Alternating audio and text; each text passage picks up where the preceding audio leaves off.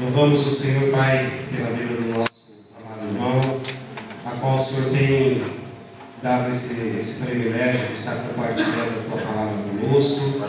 E é um privilégio nosso de estarmos aqui, Deus, para ouvir a experiência daquilo que o nosso amado tem vivido e vai compartilhar conosco nesta noite.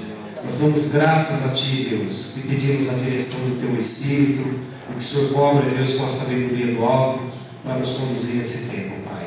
Em nome de Jesus, nós oramos e damos graças ao Senhor. Deus. Amém.